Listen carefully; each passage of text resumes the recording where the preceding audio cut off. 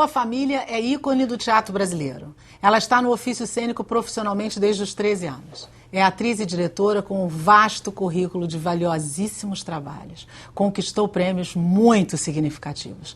Sem dúvida, é uma atriz completa e vocacionada para as artes cênicas. O perfil de hoje conversa com muita alegria e honra com a atriz Beth Goulart. Beth, super obrigada pela sua presença aqui. Eu que agradeço. Muito bom saber que vamos conversar com você, que na verdade tem uma história familiar e pessoal com o teatro. É verdade, é verdade.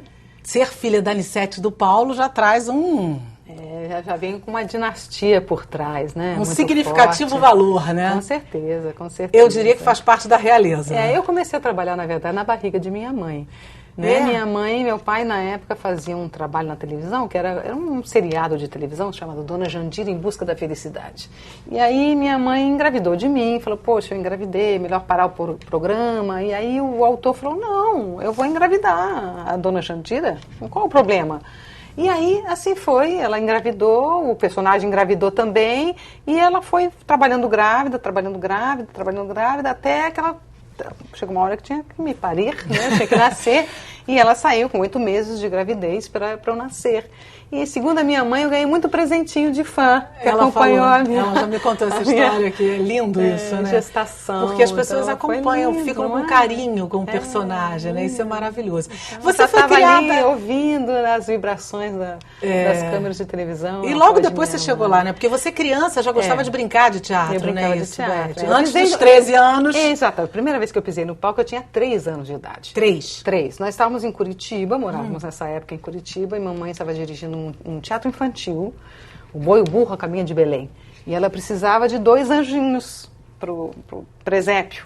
E lá fui eu de anjinho, eu e minha irmã, de anjinho da guarda. Meu primeiro trabalho corporal, costumo dizer, porque eu tinha que bater asa assim e mexer no turíbulo. Era muito difícil fazer isso para mim. Eu ficava treinando, eu fazia assim, era muito difícil. E foi maravilhoso. Eu fiquei ali encantada com o palco. Eu fiquei tão encantada que na hora do aplauso eu fui andando para frente, a cortina fechou e eu fiquei do lado de fora, ouvindo os aplausos e a risada das pessoas. Na verdade, já estava na veia, já estava no DNA. Mas aos 13 13, você chega profissionalmente ao teatro, trabalhando com a sua mãe e com o Abujamra, não foi Exatamente.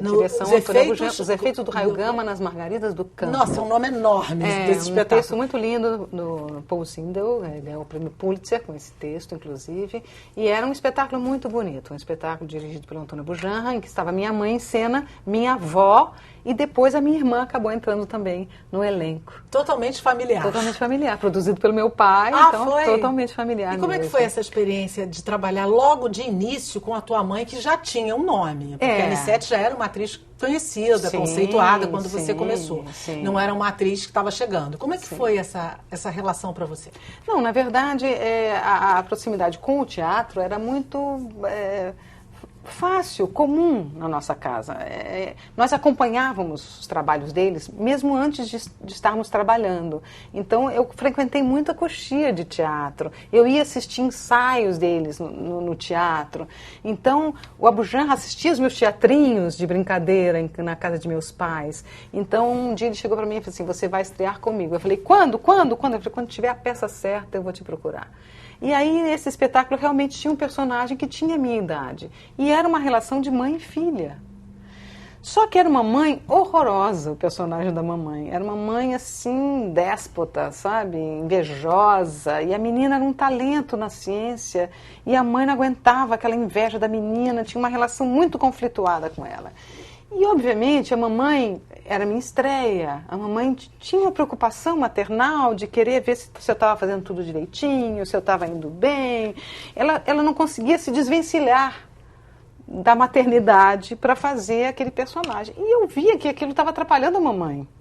Num determinado momento, eu falei, mãe, faz o seguinte, cuida do seu que eu cuido do meu. Pode deixar. Eu vou fazer bem o meu trabalho. Faça bem o seu, por favor. Aí ela levou um susto, assim. Eu dei uma meio bronquinha nela. E ela...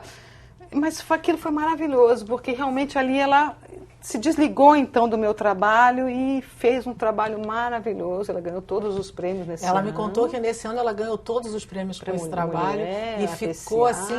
Foi um trabalho maravilhoso. E trabalhar com você dela. foi encantador. E foi uma experiência maravilhosa, porque eu pude vivenciar a força cênica de minha mãe e aprender um pouco dessa dignidade com o teatro, desse amor ao ofício, desse respeito ao público. Pude vivenciar exemplos maravilhosos. Eu lembro que teve uma época no espetáculo, o espetáculo depois fez muito sucesso, mas no começo foi meio difícil, sabe? E teve um dia que nós tínhamos pouco público, nós tínhamos 10 pessoas para assistir e um pagante. Aí o produtor, na época, Barutin, né, chegou para você: olha, Anissete, nós temos pouco público hoje, nós só temos um pagante, se você não quiser fazer o espetáculo dessa noite, quiser cancelar. Ela parou assim e falou: não, de forma alguma. Tem um pagante? Então nós vamos fazer o melhor espetáculo para esse um pagante. Aquilo para mim foi um exemplo maravilhoso de dedicação ao teatro. E todas nós fizemos um espetáculo com muita garra, com muito amor, porque esta pessoa saiu de casa e comprou um ingresso para nos assistir. E você veja como são as coisas. Essa pessoa era um diretor de várias escolas, de várias escolas em São Paulo. E ele ficou tão encantado com o espetáculo que ele comprou vários espetáculos nossos para as escolas. Que bacana, e aquele espetáculo que nós fizemos com essa garra, com esse amor ao ofício, gerou uma série de outros espetáculos, e a partir daí, por causa dos espetáculos vendidos, nós começamos a encher o teatro, e o espetáculo virou um sucesso de vários anos em cartaz. Experiência maravilhosa, né? E talvez essa pessoa nem soubesse que ele era o único pagante. Não, e claro que ele recebeu ele recebeu um espetáculo ali com muita garra. Com muita garra. Exatamente. Mas isso é realmente uma questão de ética, né? Isso é uma coisa de caráter, respeito, né? Respeito ao público. Respeito ao público. E a sua profissão, ofício, né? Ao exatamente, ofício, né? Exatamente. Você já declarou uma vez que vocação é diferente de talento, que se pode ter talento e não ter vocação. Quando é que você percebeu que você tinha vocação? Desde muito cedo, não é? Eu acho que nasci percebendo a vocação, porque eu não sabia ler e eu pegava livros assim e eu contava histórias. E eu me envolvia com a história que eu estava contando, e eu ficava contando com muita empolgação. Meu avô achava que eu ia ser uma escritora. Eu falei: meu Deus, essa menina vai ser escritora, que ela gosta tanto de ler. Tal. E, na verdade, eu já estava envolvida com a literatura, mas mais do que isso, com a interpretação, né? Em contar histórias. E aí, pisei no palco aos 3 anos de idade. Aos 7, eu falava poemas de Fernando Pessoa na escola. Eu sempre participei dos espetáculos de escola na escola. Falei a primeira vez num programa de televisão do Goulart de Andrade. E tinha um programa chamado Opção. E ele me viu falando esse poema do Fernando Pessoa, que era um poema que ele falava num espetáculo chamado Fernando Pessoa. Eu tinha 7, 8 anos de idade. Então já é inusitado, né? Uma criança com 7 anos falando o poema de Fernando Pessoa. E ele me apresentou no programa dele, foi ali que eu escolhi meu nome pela primeira vez. Assim, pela primeira vez, a filha do Paulo Goulart, Beth Goulart. Eu falei: esse é meu nome. Eu ficava treinando. Você não se chama Beth Goulart. Beth Goulart é o seu nome artístico. Meu nome é Elizabeth Miessa. E como é que você chegou no Goulart por causa desse insight dele? Eu ficava treinando. Será que é Beth Bruno? Será que é Beth Goulart? Será que é Beth Bruno? Eu não sabia direito, não tinha definido ainda. Mas eu já treinava. Olha. Eu já sabia que eu ia trabalhar com isso. É muito forte, assim, a vocação. E quando ele falou meu nome pela primeira vez, eu falei: é esse o meu nome.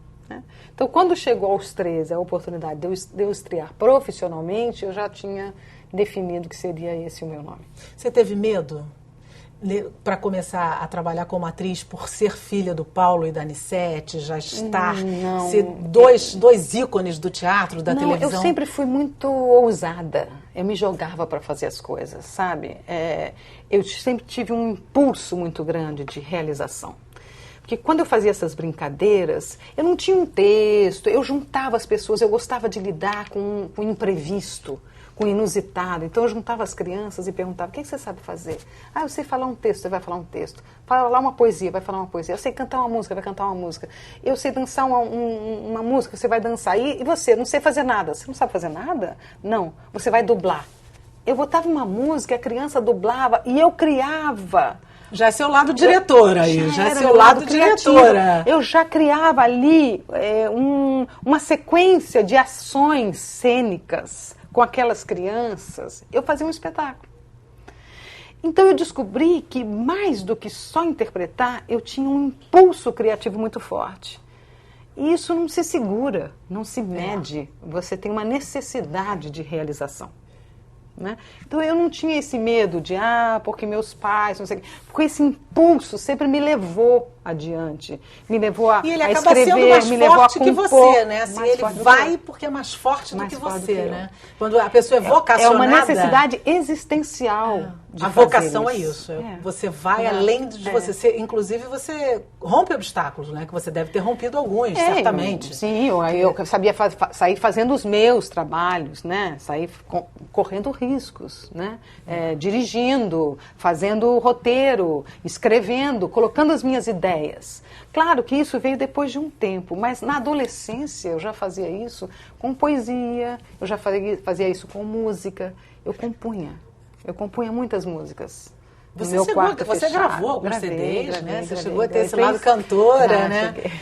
Mas você pensou em ser cantora? Eu gostava muito de música. Música sempre esteve muito presente na minha vida. Eu sempre achava que a música era uma linguagem muito forte e que fazia parte da minha manifestação artística.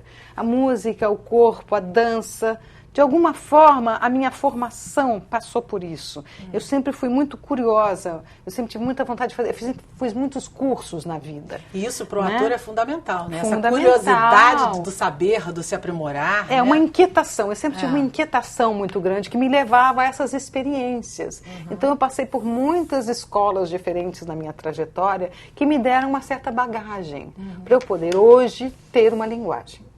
Achar também, né? Se achar como atriz. Me achar, né? Se achar descobrir, passar por experiências, né? Conhecer vários diretores diferentes, vários processos de pesquisa diferentes.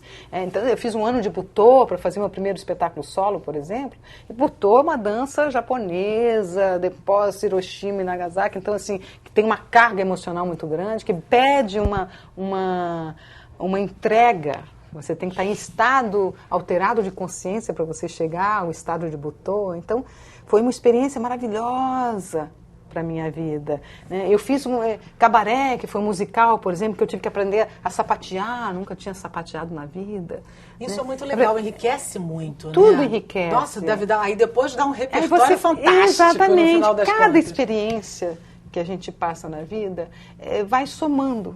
Né? A gente não perde. Uma coisa que meu pai sempre falou, olha, aprendizado não se perde, se soma. É verdade. Então, cada experiência, cada espetáculo, cada novela, cada curso... E às vezes até um papel pequeno que você acha que não vai acrescentar nada... Tudo acrescenta. Tudo acrescenta. Tudo é aprendizado. A Clarice sempre fala isso, né? Tudo é aprendizado. A vida é um grande aprendizado. Minha avó sempre dizia assim, o saber não ocupa espaço. Não ocupa espaço, exatamente. E é uma grande verdade. Seu então pai e sua mãe sempre te apoiaram desde o início, mas o Paulo fez umas exigências para você quando você era garota, não eles foi? Eles se preocupavam com a minha escola, né? Como eu comecei muito cedo, e eles sabiam que é uma profissão difícil, que às vezes você vai dormir tarde, tem que acordar cedo. Eles não queriam que eu fraquejasse no meu estudo.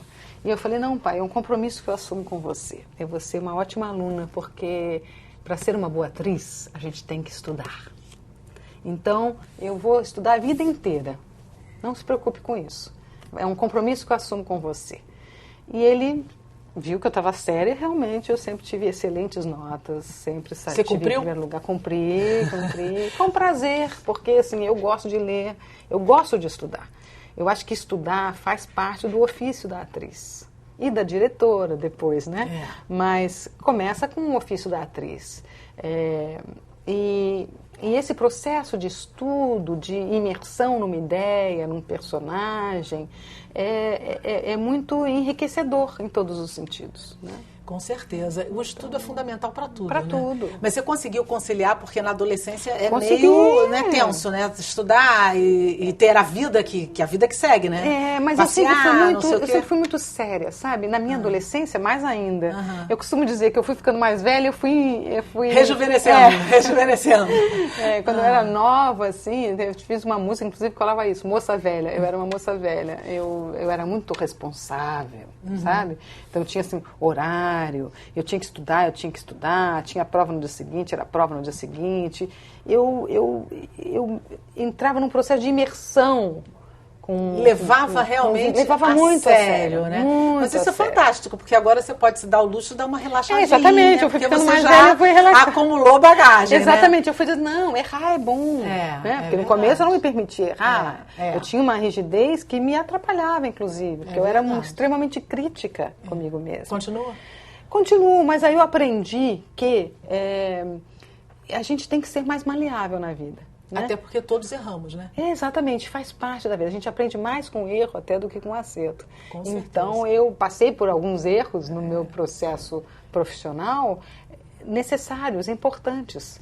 Você começou muito cedo, como a gente falou, com 13 anos, e você ainda é muito jovem, e apesar disso, tem um currículo, né?